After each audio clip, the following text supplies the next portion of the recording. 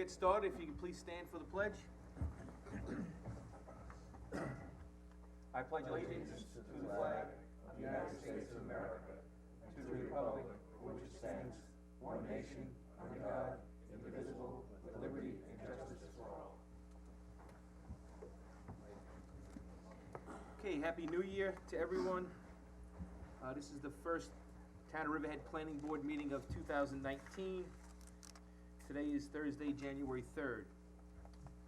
First item on our agenda tonight is a discussion item for a major residential subdivision of Cowfold Farms in Laurel. The attorney is not here yet, so if we can do things out of order. Not here? Okay, so we'll hold that one. Second item on the agenda is for Jamesport Vineyard Bistro. And the applicant's not here for that one, but. They're not here either? Well, this was one I had sent planning board an email, I just got correspondence from him, he has family matters to take care of, Okay. unfortunately, so he couldn't make it. But I'm ready to present it, it is a minor application. So the planning department has received and reviewed an amended site plan application, which seeks to modify the approved site plan, which was approved by Riverhead Planning Board Resolution number 18-71, dated August 16th, 2018. That resolution approved a site plan which related to the installation of a pizza bistro within an existing winery building, along with parking, sanitary, and lighting improvements throughout the property. The site plan amendment is a type 2 action pursuant to SECRA with no further environmental review required. The location is Jamesport Vineyard Bistro, which is located at 1214 Main Road on the north side of the road. It's presently improved with a 2-story single-family residence, 3,700 square foot, 2-story building used with the winery, 518 square foot garage, 40 square foot shed. The most significant changes in the parking deal with amending the layout of the parking area. The previously approved plans by the planning board had proposed a parking area with 38 parking stalls in the main parking area in front of the building. During the construction process, the applicant felt as though the proposed parking area would be too close to the single-family residence on the property. He would have to remove some trees and vegetation as well. The site plan has now been amended. He's proposing 22 parking stalls in the main parking area, which is a reduction of 16 stalls.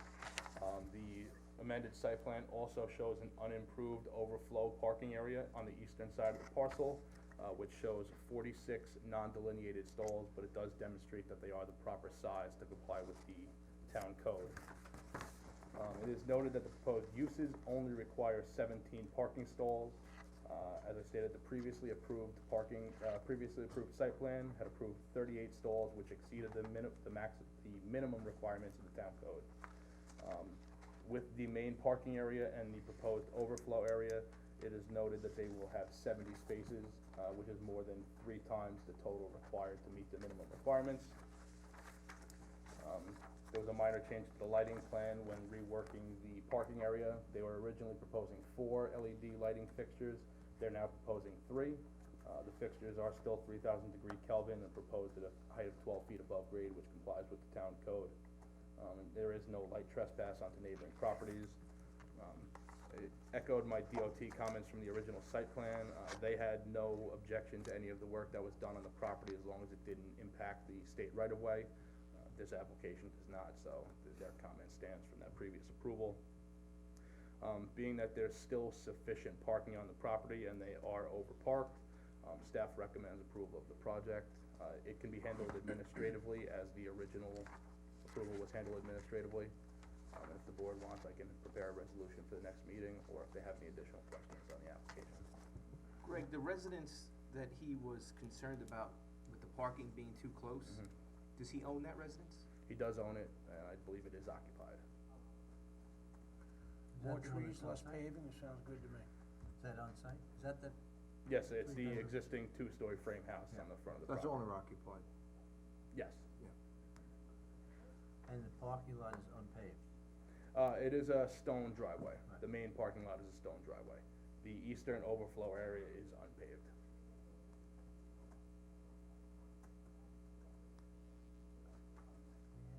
Where's the main parking lot? Right in front of the right in front of the winery building. Oh, right here?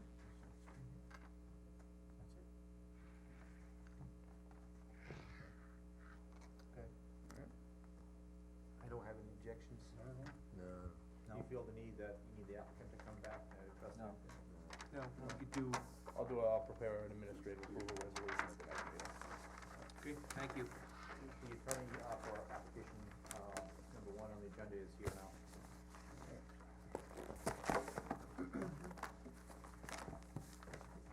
Okay, number 1 on the agenda, major residential subdivision of Cowfold Farms. For the record, this is John Wagner. Good evening, members of the board. Happy New Year to all of you. Happy New Year. Happy New Year. This subdivision application should look familiar to you. You saw it over a year ago before you. This application originally received sketch plan approval back in May of 2016. Last year, you received an application for a preliminary subdivision application, and you were about ready to have a public hearing on it, but the applicants requested that the hearing be adjourned. They wanted to make the comments made in the staff report under consideration, and as a result of that, they slightly amended the application. This is an application located approximately 320 feet west of Laurel Lane on Main Road, just west of the town border with the town of Southold. The prior application that you saw was for a 7-lot cluster subdivision on approximately 18 acres of land, and 6 of the lots were gonna be for residential. 1 lot was going to be for the farm lot with the farmhouse. The new amended application now only has 5 residential lots, and the 1 additional lot for the farmhouse and the open space for the farm. Since the last time, we did the secret lead agency coordination. Nobody else wanted to be lead agency, so staff is recommending the planning board be lead agency, and we're gonna be recommending a negative declaration on that, which time you will do that as part of your subdivision approval. As I mentioned, you did a yield map approval back in May 2016, and the amended application is consistent with that design. As a result of losing the 1 residential lots, the average lot size for the 5 residential lots increased from the former 16,037 square foot minimum lot size. The minimum now is 19,464 square feet. The prior average lot size was 19,844 square feet. Now it's 21,298 square feet. So the average lot size has increased approximately 2,000 square feet in size. The farm lot also increased in lot size and went from 4.33 acres up to 4.66 acres in size. The one big change from the last subdivision was compliance with the Long Island Workforce Housing Act. That act requires that any subdivision with 5 or more lots has to comply, provide affordable housing. There is one exclusion in the law that if you reduce the permitted density of the subdivision, you are excluded from the requirements of providing affordable housing. And as a result of reducing the residential permitted yield on the subdivision, they are no longer required to provide affordable housing as part of the subdivision. There are a couple of still remaining issues that need to be worked out. Parcel, John, did you get a copy of my staff report? Okay. I'm listening to you. Okay. Okay, I'll give you my copy at the end of it. And these were the same comments that were raised in my report last year. Who's going to own farm parcel A? This is the open space lot on the other side of the railroad track. Pursuant to section 301, 29B of town code, mature trees shall be retained wherever possible. I raised this last year. You've got mature trees on both sides of the subdivision that staff recommends should be retained to the greatest extent possible. What will the status of Susan Way, is that proposed to be offered as dedication to the town, and in which case would have to be designed to town specifications. Covenants will be needed to be filed with the county clerk prior to the filing of the subdivision map. Some of the possible conditions in the covenants would include a right to farm notice for the new residential lots, noting that there's gonna be a farm right next door to them. It's recommended that the 3 residential lots closest to the Long Island Railroad be noticed that they're gonna be next to railroad tracks. Now, one of the other benefits of the reduced yield the prior subdivision, there was 25-foot rear yard setback between lot 2 of the subdivision and the Long Island Railroad. Now it's over 80 feet. So they pulled it back quite a ways. But I think it's still prudent to have that notice to the property owners to let them know that they are in proximity to a railroad track and there's gonna be trains going by.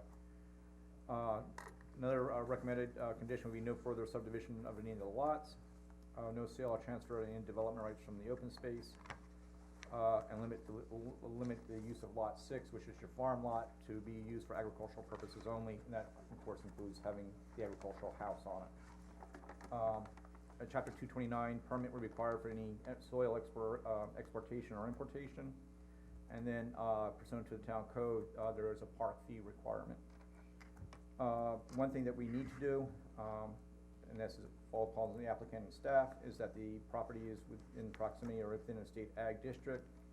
The applicant has to give me the addresses and envelopes. I mail out a notice to those property owners that there is a subdivision next to them, so we have to complete that process. One new thing is did get comments from the fire marshal. There's an existing 12-inch water main located along Main Road. The closest fire hydrant is approximately 800 feet to the west of the project entrance.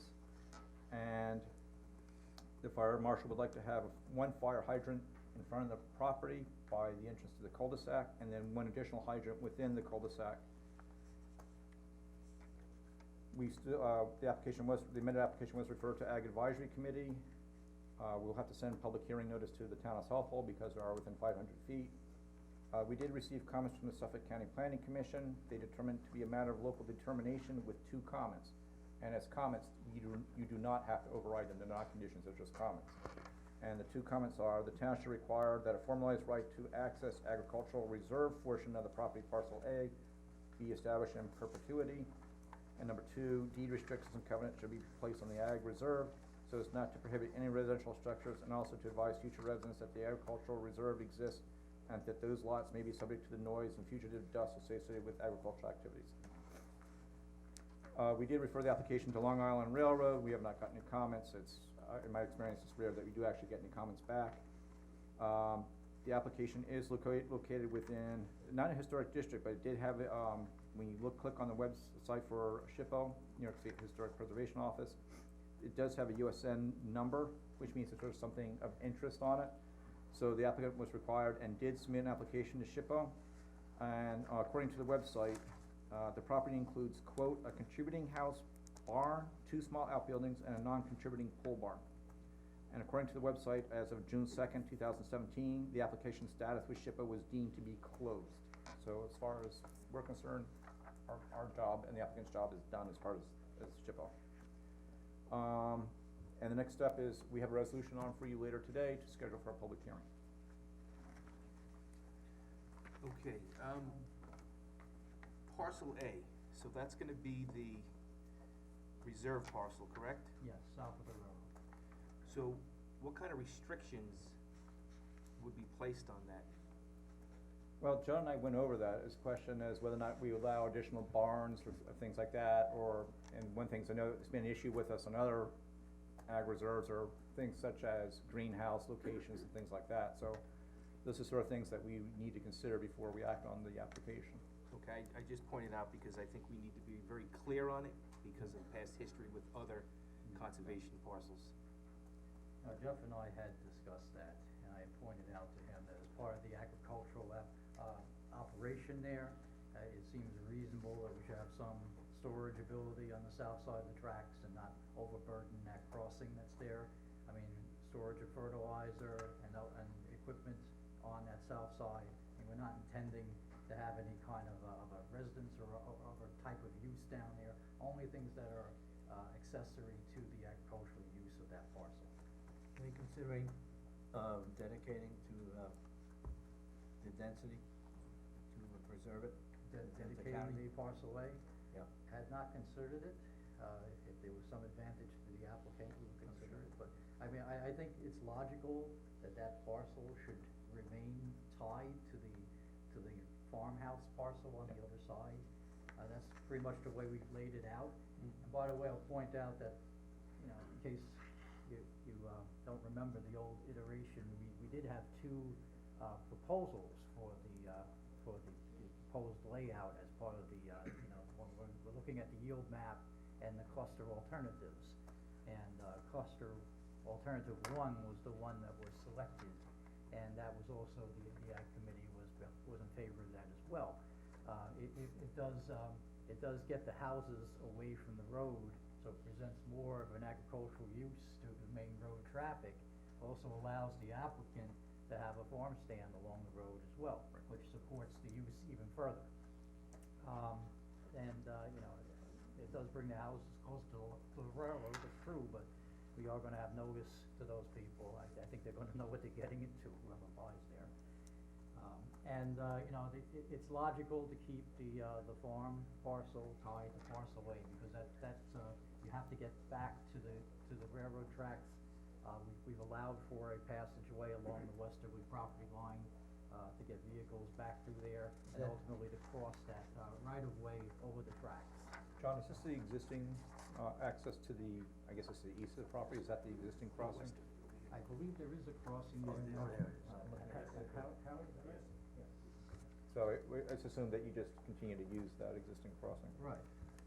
And, as far as, the comments, I mean, the comments that you heard from staff just now, are very similar to what we had previously. Just with regard to the trees along both property lines, we're doing everything we can to retain as many trees as possible. Obviously, we have to have some way of pass to the back part of the property. So along the westerly side, we do have to have that access way through there. But I talked to Howie about it, I think we're still gonna have, the ability to preserve along that property line. So, it's not like we're taking everything down on that side. I think we addressed other issues in our previous appearances before you. I didn't see anything, that jumps out. I can tell you, with regard to the SHPO issue, I had, done a little checking into this, the last time we were teed up for a public hearing, and we made our own inquiries with the SHPO office, and apparently the reason this property has its own unique numbers, it was part of what they call the Main Road Historic District. This was a contributing parcel to that district. So it wasn't anything particularly unique about this parcel, other than that it was part of that long stretch of proposed historic area. There are some archaeological areas that were also located pretty significantly to the south, and there's another one on the north side of the road. And I guess theoretically, we're in the buffer area of those archaeological sites, but there's been no specific identification of any archaeological significance on this site. So that's the background for it, and as Jeff said, I think the matter has been closed as far as the state's concerned. How far along are you with, the county and the septic? Providing sanitary. Well, I don't know, have we made an application yet? We don't usually until preliminary I mean, stage. I really- Okay. Typically, if you're making it now. In my experience, I mean, you wanna get through the preliminary hearing, get all the comments in, and you wanna get the board to buy into that before we actually go with the final engineering. I mean, the significant difference between this and the prior is that as part of this package, we have an engineering detail on the roadway, the proposed roadway, so you can see that. Now, I just put it out there for your consideration because, the big item in the county right now is nitrogen loading in the waterways. And I believe this is in a contributing area to the Peconic Bay, its proximity, and it likely flows in that direction, and everything's been the advanced septic systems. So the county may comment on that and ask that they be installed. They may, that seems to be the way things are going. And I think that those systems are becoming more economical, for people looking to put them in. Getting a lot of aid. I have a project out in Cutchogue that we're doing a multifamily out there, and we're putting in, these advanced systems throughout that project in a clustered situation, but, it was really the first project where we undertook that. So that the technology has gotten there, and I think the price points are coming down too on that.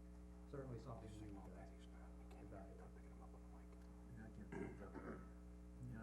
up, John. Can you move your I'm briefcase sorry. there? Oh, you getting red lights No, back? it's- He's There's giving us little the pointing buttons. up arrow key There, here. There we go, okay. All right, Get thank that you. out. Now you gotta start over again. No. What the Russians don't hear, I'm happy, okay? So anyway, that's where it's at. I mean, I think, I'd like to ask the board, if you will, to, give us a hearing date. We'll complete the advertising process and the posting. I'm already at work on those, the mailers for you. Great. Okay? All right, we have a resolution tonight, we'll get you the hearing date. Very good. Thank you. Thank you.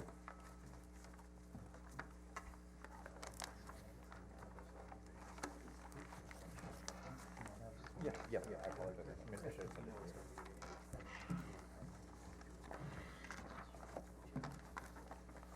Unless they wanna do something different, like a single system.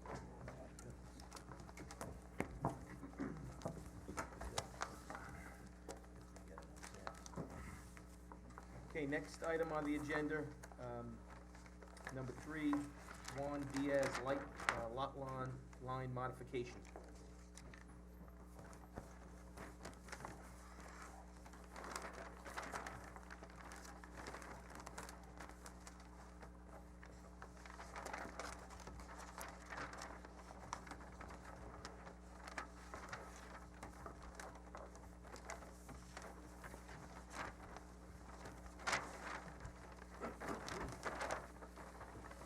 State your names for the record. My name is Andrea Diaz. Juan Diaz. So the planning department has received and reviewed a lot line modification application, which is proposing to modify the lot line between two existing parcels and transfer a 2,560 square foot portion of property between a manufactured home park and the owner of an adjacent single-family residence. Planning department has received and reviewed a subdivision map prepared by Howard Young, last dated March 3rd, 2017. Proposed lot line modification is a type 2 action pursuant to SECR with no further environmental review required.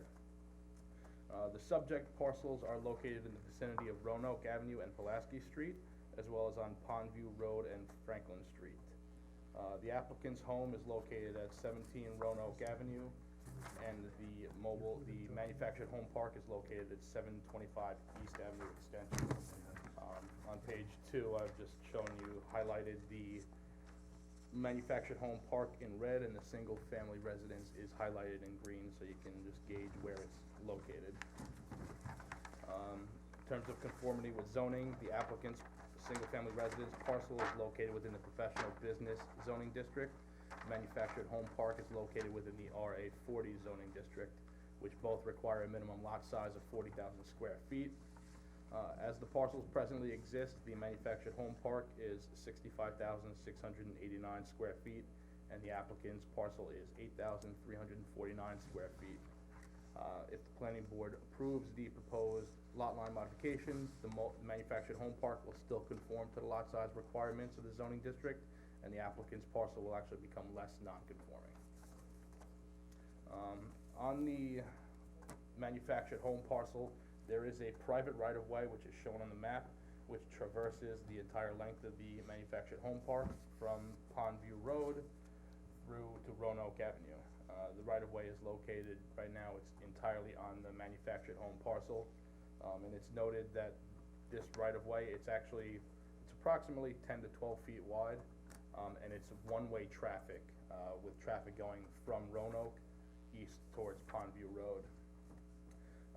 The applicant must demonstrate which property owners have an interest in this right-of-way, and will need authorization from each of these property owners to extinguish the right-of-way for any portion of what they're proposing. It's noted that the two parcels, which are located to the east of the applicant's parcel, which is number 1 and number 3 Young Street. On page 3, I've identified those parcels with a red X, so you can see where they are in relation to the applicant's parcel. Those two parcels, number 1 and 3, are located within the Riverhead Sewer District, but they are not connected to the sewer. Any modification of this right-of-way should preserve the right for those properties to hook up to the sewer if and when the time comes, as well as preserve any rights for any additional utility connections that may be required. The applicant has submitted a contract of sale, which has been reviewed by council of the planning board. It was noted that the contract that was submitted did not include a legal description of the area to be transferred, nor was it signed by the seller. This is an issue that must be addressed prior to the application moving forward, either to any public hearings or approval stages. Riverhead Building Department had comments, many of them echoed, my review.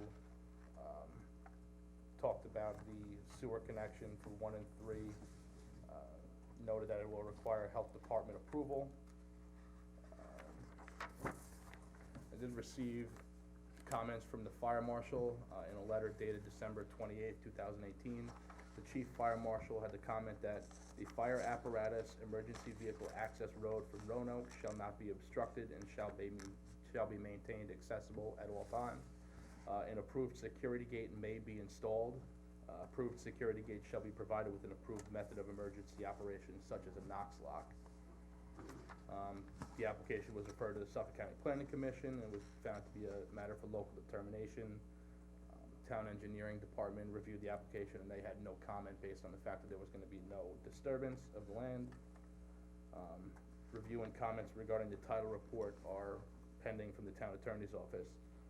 As with Greg, any, do you know what the applicant was gonna do with that property when they get it? well, it's, maybe the We're applicant just should speak using it to for our driveway. Okay, Because because, right on the side of our house, that, we have to use that to get into our yard. So we're just using, we're not building anything on it, changing it in any way, it's just gonna be blocked off in the back. because did you understand what he said about the fire marshal's wishes? They want you to put a gate? Yes, we're gonna put a gate, so this way it blocks it off, but we're gonna have a gate that will open. Okay, so you have to provide a lockbox so the fire department can get through, you understand? Yeah, yes. I just didn't know if you. I don't think they're gonna, if they had to get a truck Yeah, through there, I don't they think couldn't. they could. whether or not for, fire truck, but any ambulance, any sort of emergency service, when I spoke to the fire, we never like to lose access. Yeah. And as it exists, there are the two parcels, there is a parcel sort of in what I'll call that corner. Yeah. Which, to access, it would make sense to just have some sort of, and again, it can be, it can be a fence, There but has it been just an needs to be ambulance in approved. there, because I believe one of the lady in one of the trailers did pass away, but they always come in this way, and then the ambulance went that way and straight out, so. Yeah, they didn't take it off the map, but it just said it's gotta be a gate with an approved lock, so whether a Knox lock, Knox box, that's something that, So who owns it now? right now, it's entirely on the manufactured home parcel. And they're selling it to you? But we don't have that in writing yet. Did you initiate that, or Um, did they initiate it? We actually asked them, Right. and they agreed, so, we put a deposit down of 1,000, and, we agreed on 10,000, so there's a contract. But the contract wasn't signed by the seller, so in order for the application to move forward and be processed, we would need to see a contract that was signed by both the buyer and the seller. All right, I'll talk to my attorney, cause when I talked to my attorney, he said that they sent the contract directly over, that was signed by both, but I know his wife, the one that owns the trailer park, she calls me a lot, cause she wants to, doesn't wanna be liable for the driveway anymore, because there's a lot of, illegal activity going on, Is it so. approved? Is it improved driveway? Is it or paved? is it just? It's only, my husband had it paved only to where our driveway is, Right. and then after our driveway heading east is not, it's all dirt, yeah. Recommendations from staff at this point is that, the applicant needs to identify, again, what parcel and what property owners have an interest in that Young Street right-of-way, and what would be required to extinguish any portion of that right-of-way.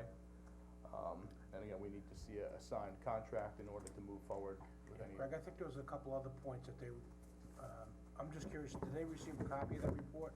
So they know everything Yes. they need to get, okay. Yes, I emailed that to them on Friday. Okay, great. And the other thing, So get you you know, really, right, folks? You folks know what you need to do to keep moving forward? Yes, I've already talked to the county and we're, doing the subdivision, form with them. He said that they can move along really fast, he said all they need to do is have you guys write up something when we're done.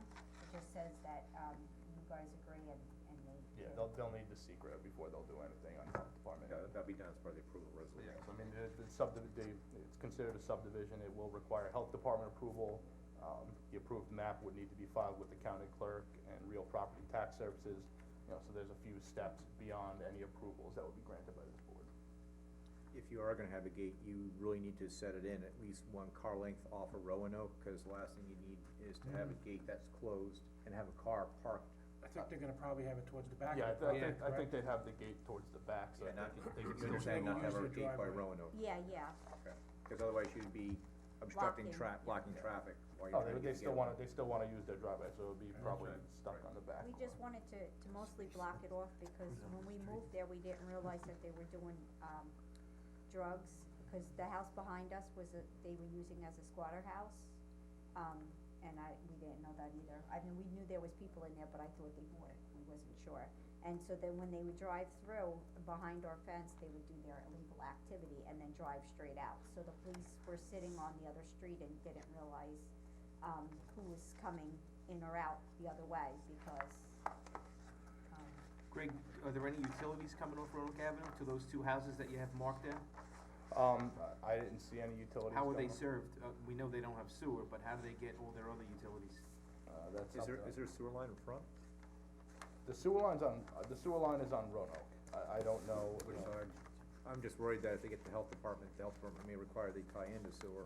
Well, you mentioned, the reason Yeah, for the when question, I- you mentioned who else has a right to access. So those two homes that you marked by X Mhm. on your, site plan here, your review, you should just find out where they get all their utilities.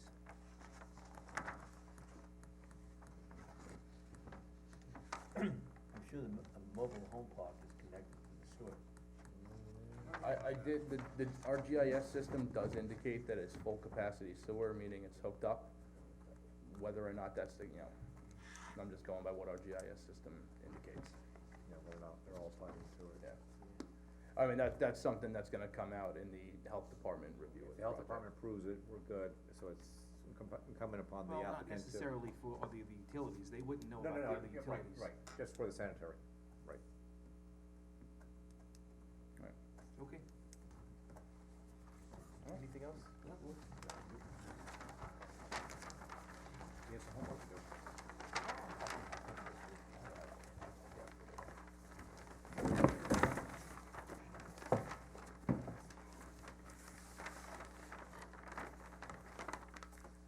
Thank you. Thank you. Have a good night, thanks.